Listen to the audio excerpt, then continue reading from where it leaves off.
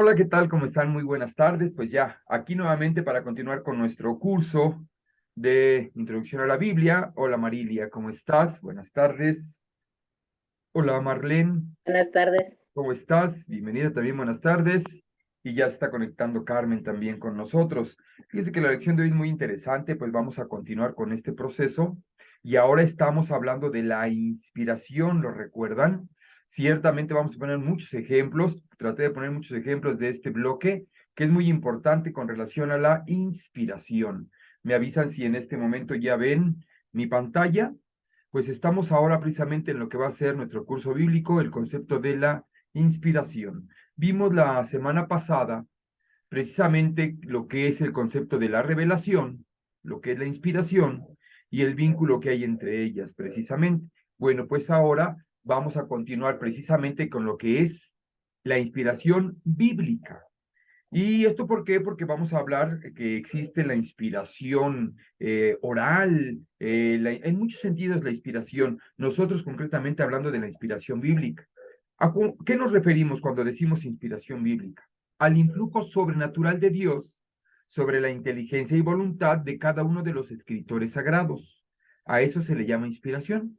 Cuando Dios influye en la voluntad y en la inteligencia del escritor y lo impulsa a.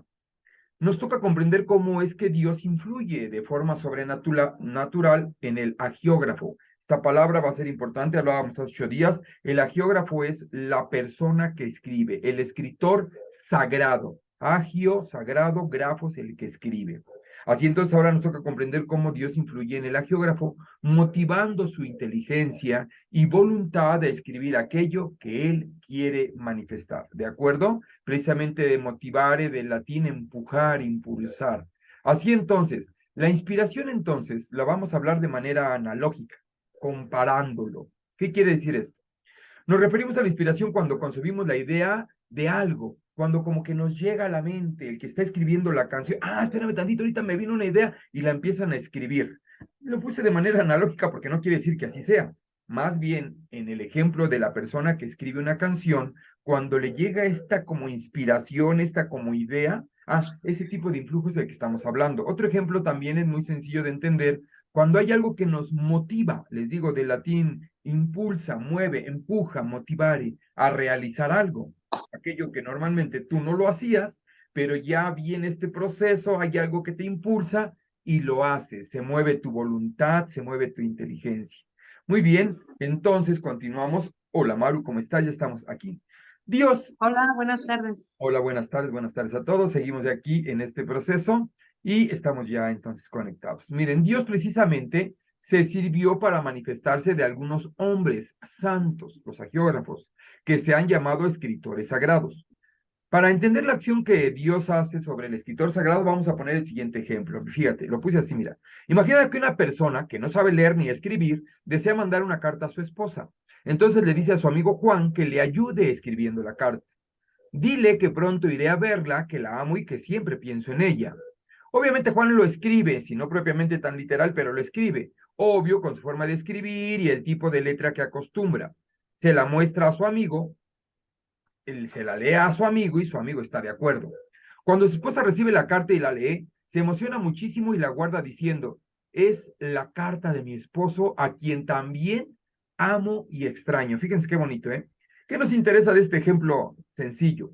A nadie se le va a ocurrir decir que esta carta es de Juan, aunque es la letra de Juan, aunque el mismo Juan la escribió. ¿Sí me explicó? Más bien aquí lo que debemos de entender es ello, que esta persona le pide de favor a Juan, le escriba la carta a su esposa.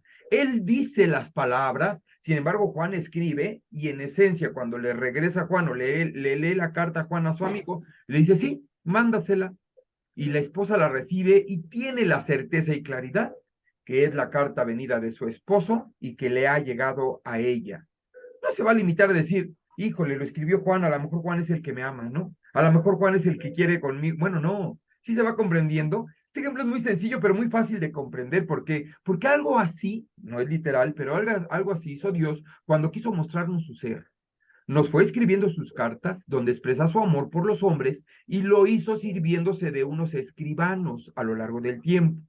los cuales escribieron según su manera de ser, según los conocimientos de su tiempo, según sus capacidades, incluso hasta su manera de escribir. Pero las ideas y el mensaje son de Dios, no de los escribas, no de los agiógrafos. ¿Sí se entiende esta idea? Es muy interesante esta lección porque les digo, obviamente tampoco dejen atrás todo lo que hemos venido aprendiendo porque nos va a dar fortaleza en la comprensión de nuestra fe. Y es que mira, por eso es muy hermoso y apasionante leer la Biblia o escucharla a través de la proclamación en el sermón dominical, en un estudio bíblico como este, porque sabemos que la Biblia es palabra de Dios. Es como esa carta de amor que Dios le escribe, pero ahora a cada uno de nosotros. Sí, ciertamente a través de los escribas, si me explico, a través de los agiógrafos, pero ciertamente es Dios quien nos está hablando a nosotros.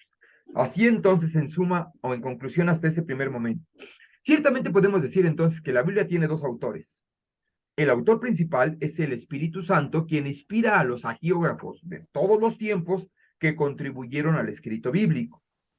Y los autores secundarios, que son los agiógrafos, las personas quienes se dispusieron al influjo del Espíritu Santo para escribir cada uno de los 73 libros de la Biblia.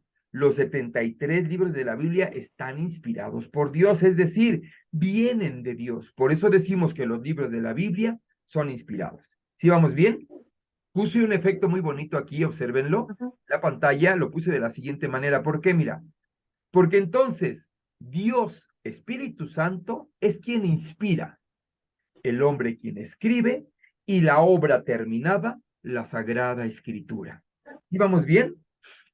Ahora, ¿qué nos toca comprender en este siguiente momento? ¿Cómo es posible esto? Bueno, el Catecismo de la Iglesia Católica en el número 106 dice lo siguiente. Dios ha inspirado a los hombres humanos de los libros sagrados. En la composición de los libros sagrados, Dios se valió de hombres elegidos que usaban de todas sus facultades y talentos.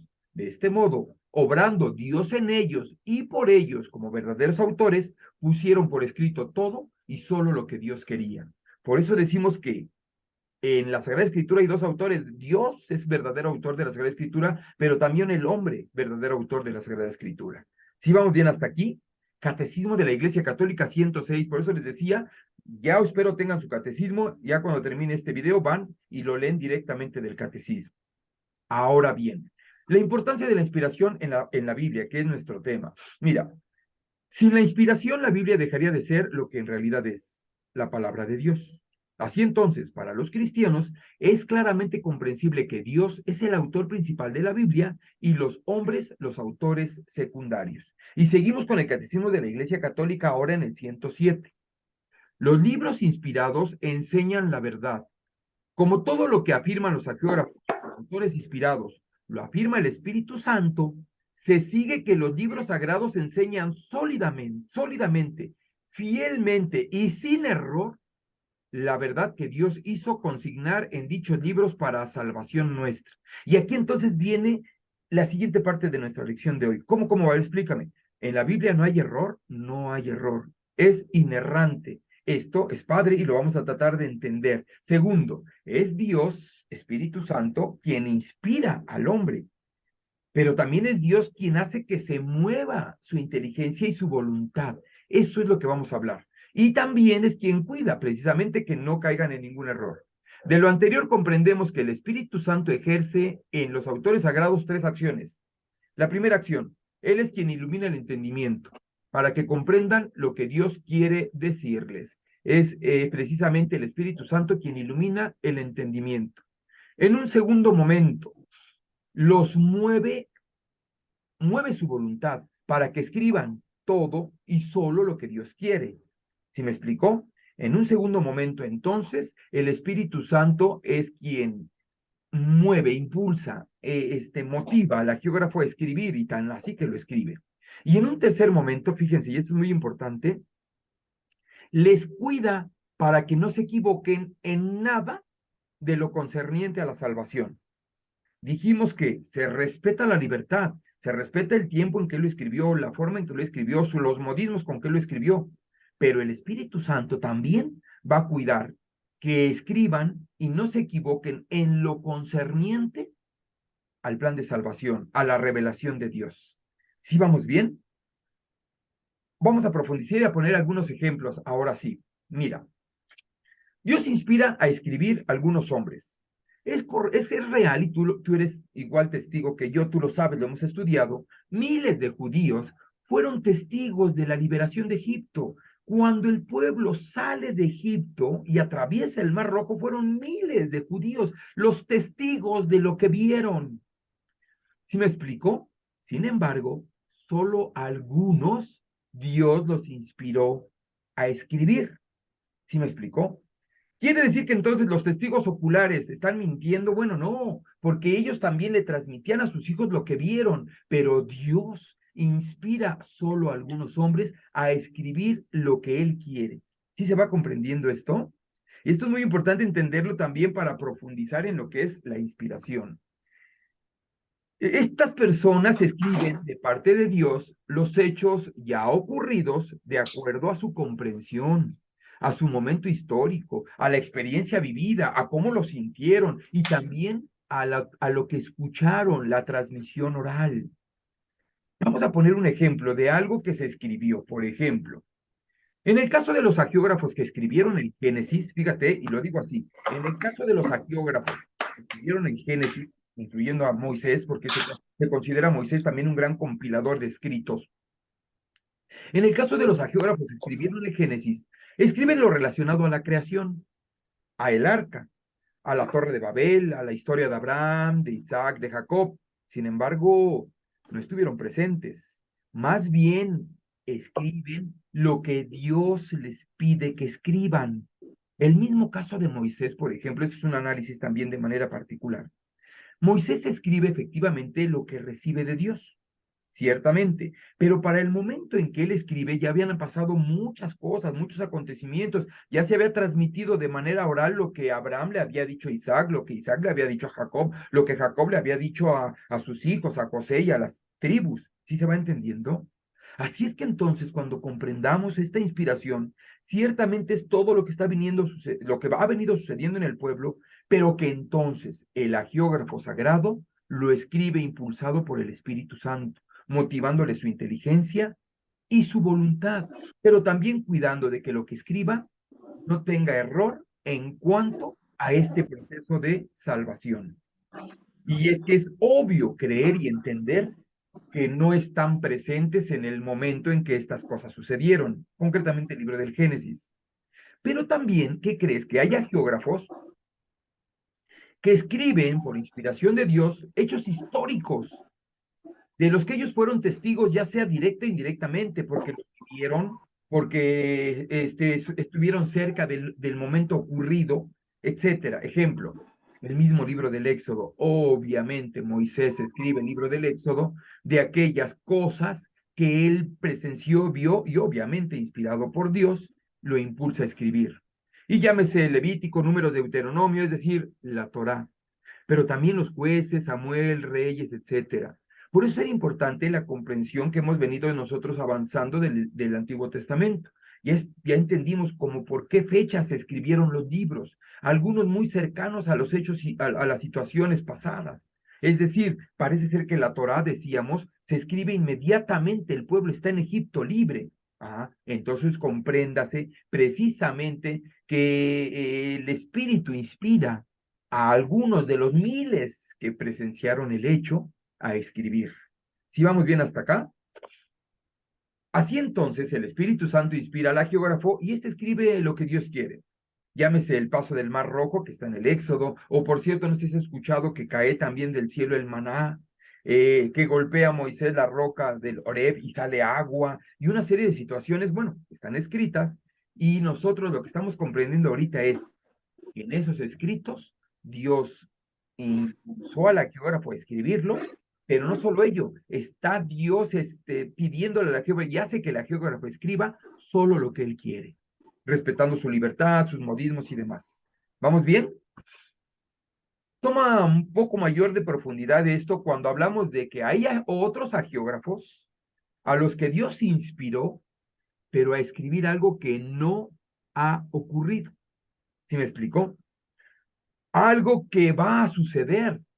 lo que tú y yo llamamos profecía o alguna profecía. ¿Sí se va entendiendo?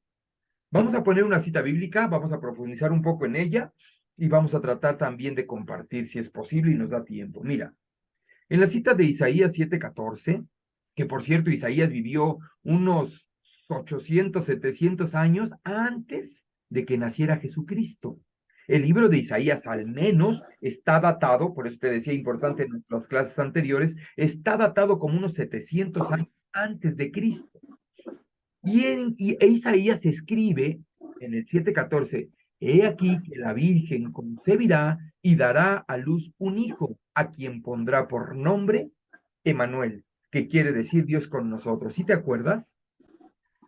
Ciertamente aquí, en el concepto de que estamos hablando, el Espíritu Santo inspira a Isaías a escribir lo que Dios quiere revelar, porque esto no ha sucedido. Y si recordarás, dijimos en el tema anterior y en el anterior que revelar es Dios se deja conocer. O sea que en este escrito, además de que Dios está inspirando a Isaías para que lo escriba, se está dejando conocer. ¿Qué es lo que está dejando conocer? Que parece ser que más adelante va a estar con nosotros presente. He aquí que la Virgen concebirá y dará a luz un hijo a quien pondrá por nombre Emanuel, que quiere decir Dios con nosotros. Así entonces, este espíritu que influye en el agiógrafo a escribir y que le mueve su voluntad a hacerlo, este mismo espíritu es el que a ti y a mí nos debe ¿cómo decirte? Debemos de disponernos, igual que los agiógrafos, a comprender esto que Dios quiere revelar. ¿Sí me explicó? Porque el hecho es que ya está dado, la inspiración está dada, el agiógrafo ya escribió y en esa escritura Dios se revela. Lo que tú y yo tenemos que hacer ahora es dejarnos de la misma manera y por el mismo espíritu influir para comprender este proceso. Dios se revela a través de la inspiración. Fíjate, y es aquí donde vamos a tratar también de comprender este paso de fe y crecimiento en el curso bíblico. Este texto, el de Isaías 7:14, porque fue el que, bueno, quise ponerlo, hay muchísimos que podemos profundizar, pero este texto es muy importante porque nos permite comprender, uno, la diferencia de la revelación y la inspiración, pero también la relación que hay entre la revelación y la inspiración.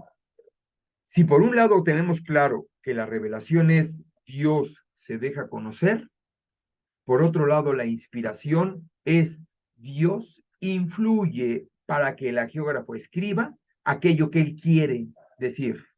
Y en nuestro caso, Dios nos inspira a que comprendamos precisamente este proceso de la revelación. Así es que entonces te das cuenta, empezamos a avanzar. Vamos a tratar de comprenderlo en el caso de Isaías. Isaías no es testigo del hecho, no está viendo hecho. Él escribe, he aquí que la Virgen va a concebir y está embarazada, la Virgen está encinta, va a concebir, y va precisamente a a concebir un hijo a quien le va a poner el nombre de Emanuel, que quiere decir Dios con nosotros. Esto no ha sucedido. Sin embargo, Isaías lo escribe, inspirado por el Espíritu Santo. Respetando la libertad de él, se mueve su voluntad y lo escribe. Además, no le ha tocado ver lo que no ha pasado todavía. Pero algo muy importante y que tendríamos que ayudarnos a comprender es, ¿por qué escribe algo que no se da en su tiempo? ¿Cómo es posible? Todavía está más fácil a lo mejor para Moisés. Bueno, fácil es un decir, ¿no? O sea, quiero de alguna manera graficarlo con palabras muy cercanas. Pero para Moisés, que fue quien abre el mar rojo, bueno, Dios abre el mar rojo a través de Moisés, y él lo vivió, posiblemente lo escribe, claro, inspirado por Dios, y él de alguna manera, con su manera de ser y su manera de comprender ese hecho. En el caso de Isaías, no ha pasado todavía. Pero entonces, ¿por qué escribe algo que no se da en su tiempo? Porque Dios se lo está inspirando. Y además en ello se está revelando, dejándose conocer. Estos dos pilares, estos dos puntos importantes, precisamente es lo que a nosotros nos va a dar la comprensión, decíamos, de lo que es este curso bíblico, este acercarnos a Dios a través del conocimiento del curso bíblico y obviamente a través del instrumento de salvación que Él nos propone, que es su iglesia, la Iglesia Católica. Entonces, Dios está, además de inspirando, además de que está inspirando a Isaías, le está revelando su ser, le está revelando algo. Isaías vivió varios siglos antes de Jesucristo. Por cierto, el libro de Isaías es un gran libro, un libro muy amplio, pero ya él escribe sobre su nacimiento, sobre su pasión, sobre su muerte. Por eso son proféticos, porque son libros inspirados por Dios que nos están enseñando, nos están revelando a este Dios. Me adelanto un poco a manera de paréntesis, pero estamos en un momento donde el pueblo judío tiene solamente el monoteísmo y ya aquí Dios empieza a destapar este concepto trinitario del Dios que nos ama, del Dios que se revela. ¿Sí vamos bien?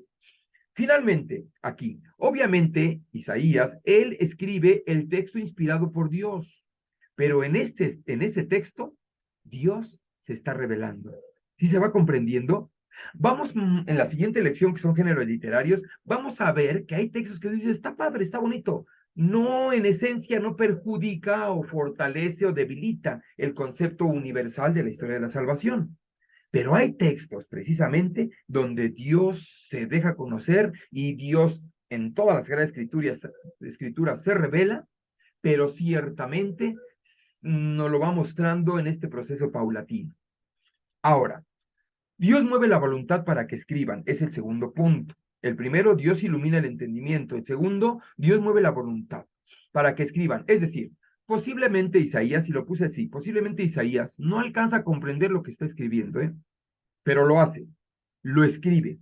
Y es aquí donde se da este vínculo en donde Dios inspira y el agiógrafo, respetando Dios su libertad, se deja guiar por el Espíritu, se deja hacer y escribe. Y otra cosa, Isaías no será testigo del cumplimiento del texto, tan así que muere, obviamente, muchos años antes de que nazca el Cristo.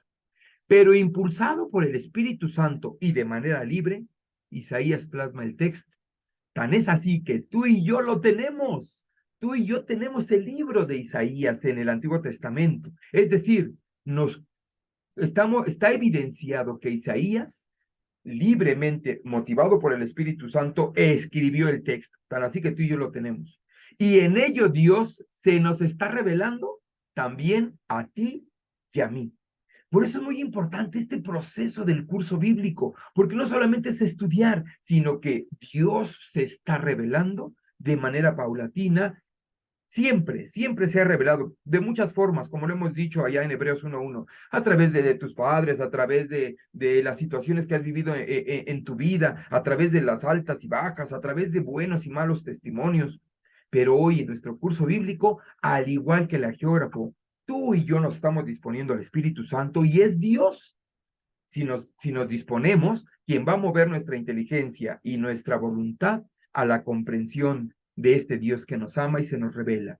¿Sí se va comprendiendo? Por eso les digo, muy hermoso este proceso. Mira, por tanto, hay geógrafos que están inspirados y escriben el mensaje que Dios quiere transmitir. Fíjate, hay geógrafos que están inspirados y escriben el mensaje que Dios quiere transmitir. Pero hay otros geógrafos que están inspirados y que además en lo que escriben, Dios se revela, se deja conocer y muestra su plan de salvación.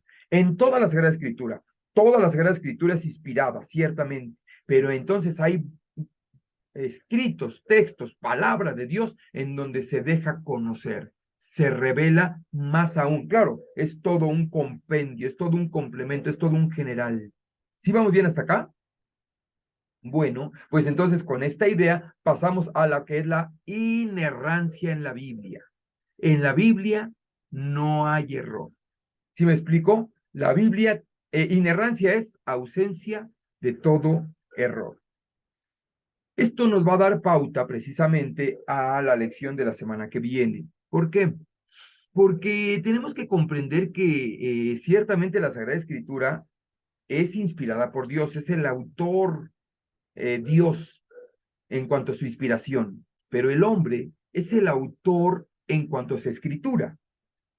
Bueno, ¿a qué nos referimos cuando no hay error en la Sagrada Escritura? Vamos a analizar dos verdades en esta afirmación. La primera, siendo toda la Biblia inspirada por Dios, toda su doctrina es también palabra de Dios. Por tanto, no puede haber error o falsedad en lo referente al plan de la salvación, donde Dios se ha revelado. ¿Me explico? En lo referente a este Dios que se revela, no puede haber error, no puede haber falsedad. Primero, porque es inspirado por Dios y Dios es perfecto. Dios no puede equivocarse. En ese sentido, la Sagrada Escritura es inerrante. ¿Sí vamos bien? Voy a inventarlo todavía, no lo tomen como un dato básico o como un dato oficial, pero imagínate que yo fui el geógrafo y escribí, pero al escribir me equivoqué y en lugar de poner que lo escribí o que esto sucedió en la sala, puse que sucedió en la recámara. El problema no es, lo importante no es en qué lugar sucedió, sino qué fue lo que sucedió. ¿Sí me explico? ¿Qué fue lo que sucedió? ¿Qué es lo que Dios hizo en este momento o en este ejemplo? ¿Y qué es lo que yo comprendo de Dios? Bueno, en la Sagrada Escritura se habla de la inerrancia precisamente de la ausencia de error en este sentido. ¿Por qué? Porque efectivamente a lo mejor si nos ponemos, ¿se acuerdan que hemos dicho que la Sagrada Escritura no es un libro científico? No es un libro meramente histórico, no es un libro meramente geográfico, no. La Sagrada Escritura es un libro religioso y Dios se manifiesta en él. Por ello, entonces, tú, ya con este escalón de conocimiento y con este escalón de fe, debemos de no quedarnos en las ramas, sino trascender a lo que Dios está revelando o manifestando en el texto, pero también en todo el universo de lo que es la revelación de Dios. Y hemos dicho que esta revelación es escrita y oral. Por eso va a ser muy importante nuestra comprensión y avance o continuación en esta formación bíblica. ¿Sí vamos bien hasta acá? Primer verdad, entonces. No puede haber error porque Dios es perfecto y Él es quien la inspira. Luego, entonces, no puede haber error, aunque se hace referencia en lo referente al plan de la salvación donde Dios se ha revelado. Segundo, entre la Biblia, fíjate, y las ciencias naturales no puede haber real oposición porque ambas son páginas del mismo autor, que es Dios. Y esto también es importante porque ya estamos hablando de proceso teológico, es decir, ya estamos profundizando en la teología. Se han creído, o algunas personas han mantenido esta idea equivocada de decir religión y ciencia, dos casos diferentes, dos cosas diferentes. Si tú eres religioso, obviamente no le puedes dar cavidad a la ciencia. Y si tú eres científico, obviamente no puedes creer en Dios. Y no, precisamente entre la Biblia y las ciencias naturales no puede haber una real oposición porque ambas son páginas del mismo autor, que es Dios. Y esto, por eso les digo, es la profundidad del tema de la semana que viene. Sin embargo, vamos a citar el catecismo, no, ahora vamos a citar Vaticano II. En Vaticano II, que es el lugar, el cónclave, el lugar donde se reúnen todos los jerarcas de la iglesia, es decir, el Papa y los obispos o Pedro y los apóstoles, cuando hay alguna situación que se debe profundizar o aclarar, alguna verdad de fe, se da un concilio para llegar a un común de lo que el Espíritu Santo ha revelado, el Espíritu Santo, perdón, ha inspirado y nosotros hemos comprendido como proceso de revelación. Esto lo ha hecho la iglesia siempre desde Cristo, y así lo dejó y lo instruyó en sus apóstoles hasta nuestros días. Bueno, pues en el Concilio Vaticano II existe una exhortación apostólica que se llama Gaudium et Spes, gozos y esperanzas. En el número 36 dice, fíjate, la investigación metódica en todos los campos del saber, perdón, dice, lo quito, esto sale, si está realizada de una forma auténtica, científica y conforme a las normas morales, nunca será en realidad contraria a la fe, porque las realidades profanas y las de la fe tienen su origen en un mismo Dios. Lo comento porque algunos a lo mejor no necesariamente formamos parte del equipo laico, Pero en las lecciones de primer grado, de la 1 a la 5, para los que gusten, y si no, hay que volverlas a leer, se nos comenta precisamente ello, que debemos de comprender esta primer verdad, Dios que inspira y Dios que se revela. Y como Él lo hace, no hay error. Es decir, en cuanto a este proceso del Dios que se revela. Y en el proceso de la historia de salvación que se habla en estas primeras lecciones, en la creación que se habla en estas primeras lecciones, debemos de comprender que todo tiene un origen. Si la ciencia, que para eso es, empieza a indagar y busca aquello que puede dar respuesta a este origen, ¿sí me explico? Nunca, si es obviamente un saber auténtico y conforme a las normas morales, nunca será contraria a, porque al final debe de comprender que todo tiene un origen y ese origen es Dios. ¿Sí vamos bien? En este sentido, la Biblia no tiene ninguna contraposición con la ciencia, ni la ciencia tiene ninguna contraposición con la Biblia.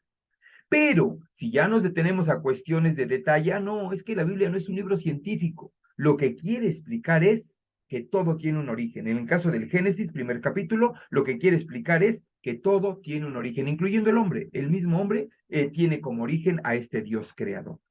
¿Sí vamos bien? Así entonces, les decía yo, vamos a profundizar mucho en la siguiente semana con relación a esto, porque ahora ya nos toca analizar por qué está escrito así, por qué se escribió así. Vamos a poner una pequeña tarea y fíjate cómo lo puse. Dejándote guiar, fíjate, dejándote guiar, ojalá que te dispongas al Espíritu Santo para que Él impulse tu voluntad e ilumine tu entendimiento. Dejándote guiar por el Espíritu Santo, analiza la cita de Juan 5:39. ¿En dónde la tienes que escribir ahora o dónde tienes que hacer un resumen? No, en el diálogo que tienes con Dios en la noche, es decir, en tu oración nocturna, platícalo con Dios, dialógalo con Dios en tu oración nocturna. ¿Sí se entendió? Juan 5:39. Y bueno, entonces me da mucho gusto saludarles a todos y vamos a pasar, tenemos unos minutos, aproximadamente unos 7 minutos, para alguna duda con relación a este tema concreto del aspecto de la inspiración. No sé si se comprendió, se alcanzó el objetivo y se tiene claro este proceso de la inspiración. ¿Algún comentario?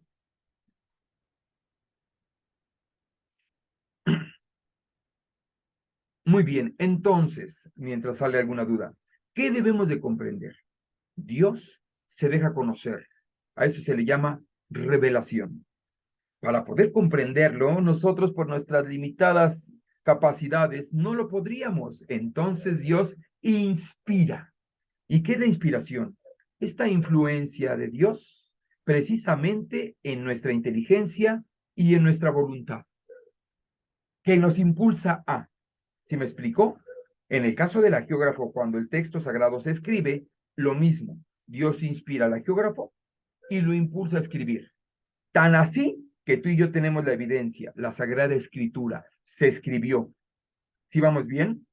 En el proceso de nuestro curso bíblico hemos descubierto que son 73 libros canónicos. Ah, entonces vamos a comprender algo, que es el Espíritu Santo quien inspira a la iglesia, al cuerpo de Cristo, y ellos en el concilio precisamente del 300, el Papa Dámaso I en el concilio del 382 es quien dice, son estos 72 libros los inspirados. Habían más libros. La Didache estaba, por ejemplo, el Evangelio de Santiago, el Evangelio de San Pedro, y a lo mejor esos 80 libros, haz de cuenta, se venían leyendo en la Sagrada Escritura, pero se iban cayendo unos, se iban dejando de usar, por así decirlo, y la iglesia llega a un momento en que dice, mira, por la tradición apostólica, por estos 300 y pico de años y por todo el concepto del Antiguo Testamento, se han venido trabajando con estos 73 libros. Así entonces es el Espíritu Santo quien inspira y dice, son estos los 73 libros canónicos, tan así que hoy en día son los que tú y yo tenemos. ¿Cómo entonces argumentar? Podríamos volver a ver todos los temas anteriores, estas situaciones. Es el Espíritu Santo y en el Espíritu Santo no hay error. Y desde el 382 y antes, porque acuérdate que tenemos cartas del año 100, 107, donde ya se están utilizando estos libros. En el 382, Dámaso I da el decreto, y en el 1546, en el Concilio de Trento, es donde se da el canon, por aquello de la reforma protestante, de que los protestantes empiezan a quitarle libros, o bueno, empiezan a utilizar el canon de Palestina, ¿se acuerdan? El canon de los judíos, y sin embargo dice la iglesia, no, siempre se utilizó, y el mismo Cristo utilizó los 46 libros del canon alejandrino y los 27 del Nuevo Testamento. Eso no lo decidió el Papa, eso no lo decidieron los obispos, eso es del Espíritu Santo. El Espíritu Santo influye, la iglesia se deja influir por el Espíritu, mueve su voluntad y decreta precisamente lo que es el canon de la iglesia. Bueno, nosotros pasa lo mismo. En nosotros pasa lo mismo, aunque no lo creas. Y ya hablamos de la revelación pública y la revelación privada. La revelación pública, estas verdades que estamos hablando de Dios en la Sagrada Escritura, orales o escritas, que van en torno a conocer a Dios y a la salvación del hombre. Las revelaciones privadas también, ya lo platicamos, pero es el Espíritu Santo el que te va a inspirar a ti para que comprendas esto que estamos hablando. Si tú dejas que tu voluntad sea y se mueva, entonces no va a haber error en el caso de la comprensión de la Sagrada Escritura y precisamente de este Dios que nos ama. Sin embargo, si tú cierras tu mente y quieres hacer lo que tú quieres, el día de mañana, entonces sí tú vas a decir, a mí el Espíritu me influyó y por eso yo digo que son estos libros. Es más, ya voy a quitar otros o voy a ponerle otros. No, no, tranquilos. O Dios me dijo que no es cierto, que no hay que confesarnos. O Dios me dijo que no es cierto, que la Eucaristía no sé qué. Tranquilos. Dejemos entonces que sea el Espíritu Santo, que al igual que a los agiógrafos, porque es el mismo Espíritu el que inspira al agiógrafo a escribir, el mismo Espíritu el que te inspira a ti a comprender. Sí se va entendiendo este bloque. Por eso les decía, es muy hermosa esta lección porque nos ayuda al crecimiento y esta lectura de Juan 5:39, ojalá que al ratito con Dios, tú y Dios la platiquen, la dialoguen, deja que el Espíritu te inspire y vas a comprender esto que Dios quiere de cada uno de nosotros. Y les digo, es la puerta para la siguiente sesión que es los géneros literarios. Entonces vamos a tomar la Sagrada Escritura, vamos a leer y vamos a decir, ¿por qué lo escribió así? ¿En qué sentido se escribió? ¿Realmente lo escribió esta persona? Y empezamos, como se dan cuenta, estamos en el tercer bloque, en lo interno. Nos empezamos a meter con cada vez más detalle a este proceso de la Sagrada Escritura. Pues muchísimas gracias a cada uno de ustedes. Gracias por seguir participando y por seguir conectándose. Tienen ustedes todas las lecciones precisamente ahí en el WhatsApp, todas juntas, para que de alguna manera tengas tú tu compendio del curso bíblico y créemelo, a mí me ha venido gustando mucho, me ha ayudado a comprender otras tantas y nos va llevando de la mano acerca de esto que es precisamente lo que la iglesia nos ha venido enseñando siempre. Nuevamente basándonos en la iglesia que Cristo fundó, en la doctrina de la iglesia que Cristo fundó y en los documentos precisamente de la iglesia. Catecismo de la Iglesia Católica y les digo el libro de Escucha Israel de Carlos Jung. ¿Va que va? Pues muchas gracias a todos, muy buenas tardes, me da mucho gusto saludarles, estamos en contacto y si Dios nos permite, nos vemos dentro de 8 días. Gracias, cuídense mucho. Gracias. Bye a todos. Gracias. Saludos a Hasta todos. luego. Bye. Gracias. Hasta luego. Bye. Hasta luego. Bye.